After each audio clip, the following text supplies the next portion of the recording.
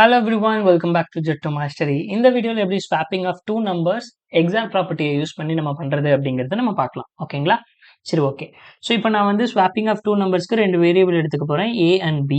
So நான் இனிஷியலா A என்னன்னு வச்சுக்கிறேன் 5னு வச்சுக்கிறேன், B என்னன்னு வச்சுக்கிறேன் 6னு வச்சுக்கிறேன். சரி, A equal to 5னா இதுக்கான பைனரி வேல்யூஸ் என்ன அப்படின்னு பார்த்தீங்கன்னா 101ங்கிறது அதுக்கான பைனரி வேல்யூ. 6க்கான பைனரி வேல்யூஸ் என்னன்னு பார்த்தீங்கன்னா 110 அப்படிங்கிறது தான் 6க்கான பைனரி வேல்யூ. இப்போ நான் என்ன பண்ண போறேன், ஸ்வாப்பிங் கண்டிஷன் எழுத போறேன். எந்த ஒரு எக்ஸ்ட்ரா வந்து ஒரு தேர்ட் வேரியபிள் யூஸ் பண்ணாம. ஓகேவா?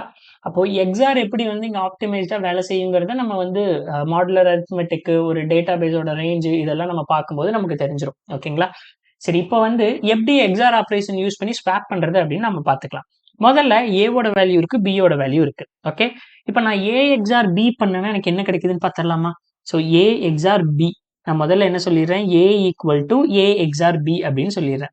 அப்ப A XOR B பண்ணனா இங்க பாருங்க, A வந்து 101, B வந்து 110.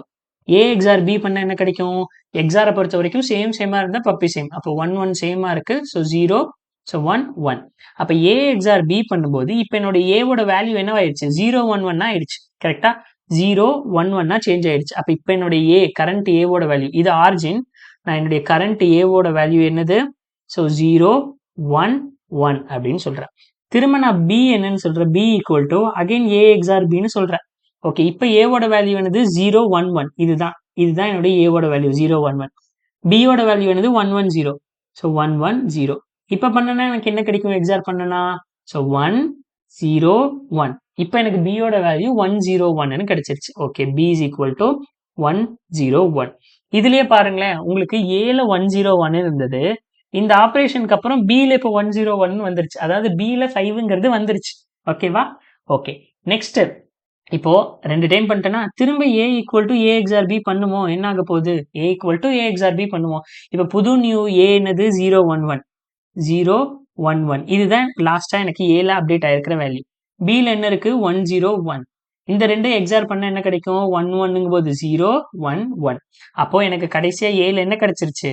Again A equal to 110. ஓகேவா? ஸோ இப்போ இந்த இதை மட்டும் பாருங்களேன். முதல்ல Aல வந்து 101 இருந்தது, அது இப்போ Bக்கு வந்துருச்சு. இப்போ Bல 110 வந்தது, அது Aக்கு வந்துருச்சு. சிம்பிள். கரெக்டா? அப்போ இதோட ஈக்குவலண்ட் டெசிமல் வேல்யூஸ் பாத்தீங்கன்னா Aல வந்து இப்போ வந்து Bல வந்து எனக்கு இப்போ 5னும் Aல வந்து இப்போ 6னும் ஆட்டோமேட்டிக்கா ஸ்வாப் ஆயிடுச்சு. அப்போ this is the condition for swapping two numbers. A equal to A XOR B, B equal to A XOR B, A equal to A XOR B. ஓகேவா? சிம்பிளா இருக்கா? சரி ஓகே, இப்போ நம்ம வந்து எதோ ஓப்பன் ஆகுது. ஓ ஓகே, ஸோ இப்போ வந்து நம்ம ஸ்வாப்பிங் ஆஃப் டூ நம்பர்ஸை வந்து இங்கே சால்வ் பண்ணலாம். ஓகேவா? ஸோ இதில் சால்வ் த ப்ராப்ளம் ஹியர். என்ன சொல்றாங்க? ஓகே, ஆல்ரெடி A Bன்னு கொடுத்துட்டாங்க. ஜஸ்ட் இந்த ஒரு அரே லிஸ்ட் ரிட்டர்ன் பண்ணணும். அதில் வந்து A Bயை மட்டும்தான் ஸ்டோர் பண்ணணும். இன்னும் நான் வந்து ஸ்வாப்பிங்கான கண்டிஷன் எழுதலை. கண்டிஷன் என்ன? A equal to A XOR B, B equal to A XOR B, திரும்ப A equal to A XOR B. அவ்வளவுதாங்க. ஸோ இப்போ கம்பைல் அண்ட் ரன் பண்ணி நம்ம சப்மிட் பண்ணி பார்த்துடலாம். ஓகே,